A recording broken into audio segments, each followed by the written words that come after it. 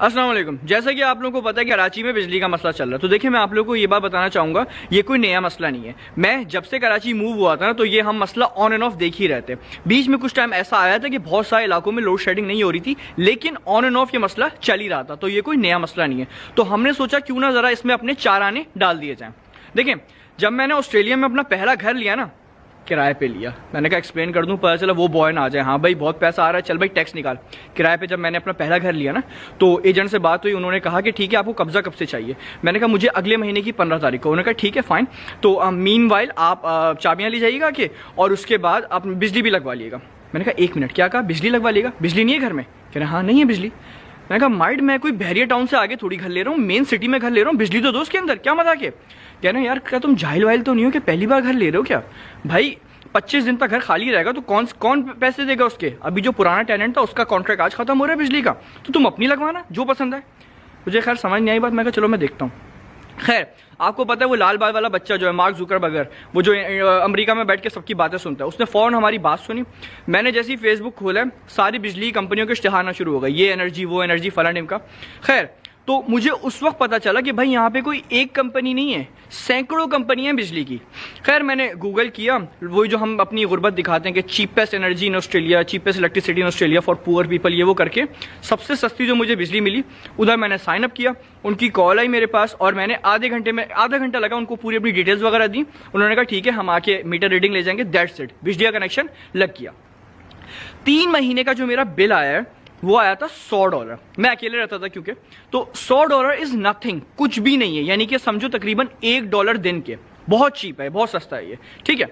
मेरा और बिल भी आता है 3 महीने पे आता है यहाँ पे बिल ना, तो $100 मेरा बिल आया जो कि कुछ भी नहीं था। एनीवेज, तो मैं एक दिन चलता हुआ जा रहा था, एक मॉल में ना एक स्टॉल लगाया हुआ था, जो मार्केटिंग नहीं कर रहे होते कंपनियां, तो बिजली की कंपनी थी।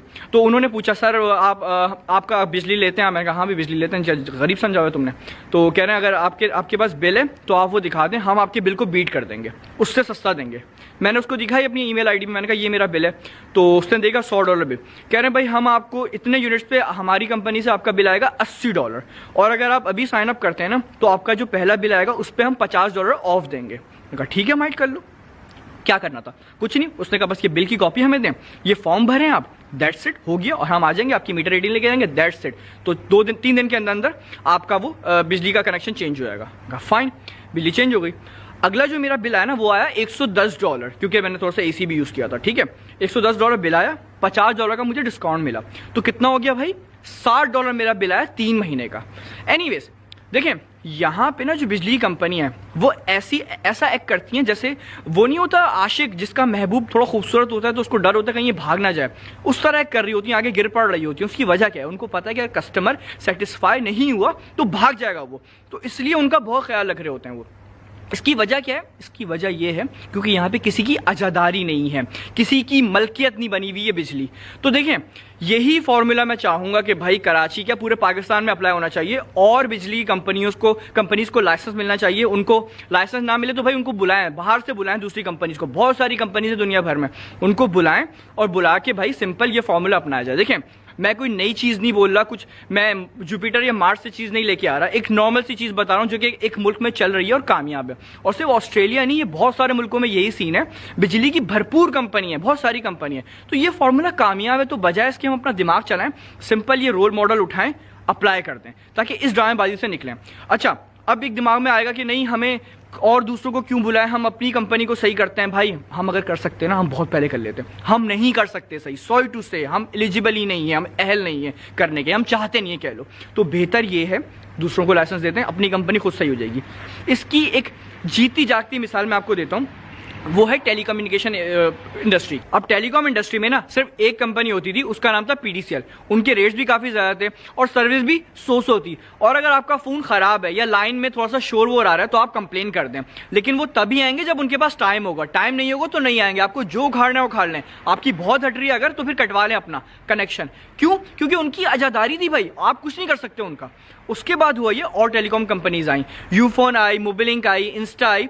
तो उससे क्या हुआ, एक हेल्दी कंपटीशन बना। PTCL ने क्या किया, कॉर्डलेस निकाला, पैकेजेस निकाले कि ईद वाले दिन आप इस शहर से उस शहर फ्री में कॉल कर सकते हैं, रात के 12 बजे के बाद इतने में सस्ते में आप कॉल कर सकते हैं। इस तरह के पैकेजेस निकाले। उसके बाद फिर हुआ ये, एक और कंपनी को हमने बुलाया, उसका नाम था टेलीनॉर। टेलीनॉर ने एक ब्रांच थी डी जूस, उन्होंने एक रेवोल्यूशनरी पैकेज लेके आए। वो 23 पैसे का मैसेज था, SMS 23 पैसे में, जो कि एक तहलका था हमारी इंडस्ट्री के अंदर। और उन्होंने एक और डील निकाली, वो थी कि MMS फ्री है शुरू के कितने कुछ महीने तक। मैं तो इतना लीचड़ आदमी हूं भाई, मैं तो SMS करता ही था, मैं सबको MMS भेजता था भाई, रिकॉर्डिंग की और MMS भेजा। खैर, तो ये एक रेवोल्यूशन था। तो बाकी कंपनीज ने फिर क्या किया, उन्होंने भी पैकेजेस वगैरह निकालना शुरू किए। और उसके बाद डीजूस ने एक और चीज निकाली थी, वो आप लोगों को याद होगा कि 4 रुपए घंटे के हिसाब से कॉल होती है। तो भाई वो जो उस दौर के लोग हैं, 40 polyphonic ring Toons, 1.3 megapixel camera और कलर स्क्रीन वाले हमारे दौर के लोग, तो आपको उस 4 रुपए घंटे की अहमियत पता होगा कि वो कितना कीमती होता था। एनीवेज, तो उससे एक हेल्थी कंपटीशन बना।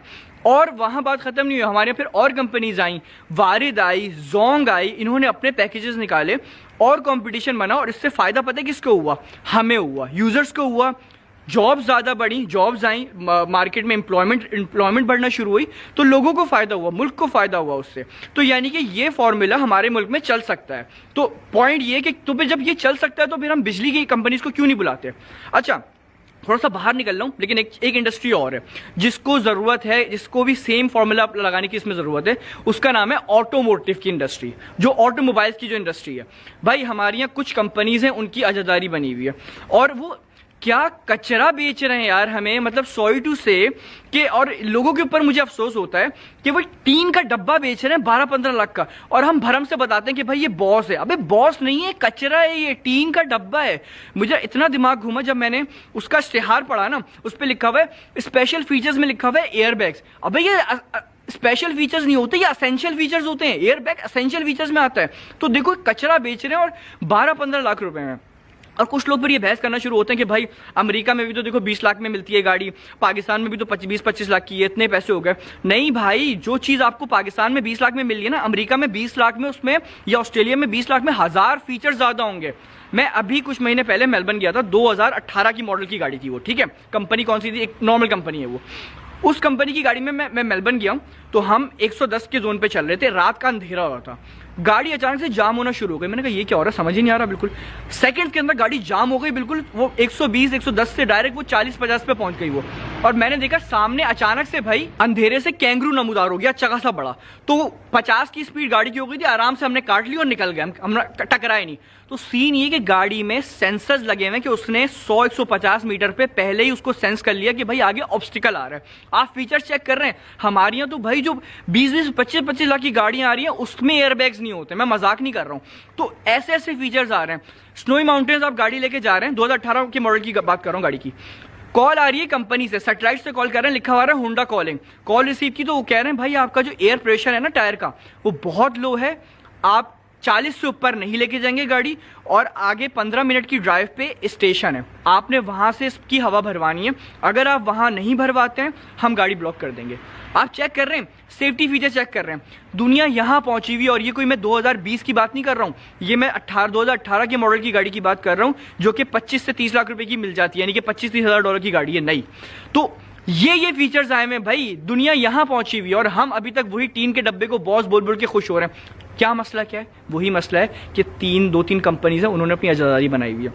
हम अगर गाड़ियां बना नहीं सकते तो सिंपल ये कि भाई और दूसरी कंपनीज को दावत देंगे, सर आएँ, आके भाई लगाएं, अपने प्लांट लगाएं, असेंबल करो, बनाओ, व्हाटएवर जो करना है करो। तो इनकी आजादारी खत्म हो जाएगी और हमें ढंग की गाड़ियां मिलना शुरू हो जाएंगी। तो बस सिंपल सी ये बात है। मैं थोड़ा सा आगे इधर उधर निकल गया था, पॉइंट वापस आते हैं बिजली के ऊपर। एनीवेज, तो भाई देखें, बिजली हो या कोई भी इंडस्ट्री हो, सिर्फ यही हल है, आपने दूसरों को बुलाएं, दूसरी कंपनीज को बुलाएं, लाइसेंस दें और आप उनको काम करने की इजाजत दें। ये कोई बुरी चीज नहीं है, इससे कोई इंप्लॉयमेंट में फर्क नहीं पड़ेगा, बल्कि इंप्लॉयमेंट बढ़ेगी। ये नहीं कि हमारा पैसा कहीं और नहीं जाएगा, हमें और जॉब्स मिलेंगी। इसका यही हल है। हम के इलेक्ट्रिक को सही नहीं कर सकते, ये बात मान लें। अगर आप लोगों को बुरी लगे तो सॉरी, लेकिन हम नहीं सही कर सकते। दूसरी कंपनीज को आप भाई सिंपल लाइसेंस दें और काम करने दें, इसी तरह मामला सही हो सकता है। मेरी हुकूमत से गुजारिश है, इस बात को थोड़ा सीरियस ले लें। अगर आपके पास कोई बेहतर हल है तो भाई आप वो बता दें। मेरे पास यही हल था, हमने थोड़ा सा सोचा, दुनिया में देखा, तो हमने कहा आपको बता दें। तो खैर, ये थी आज की कहानी। मेरा नाम है कुतैबा महमूद, और अगर किसी को कोई बात बुरी लगी हो तो अच्छा, सॉरी।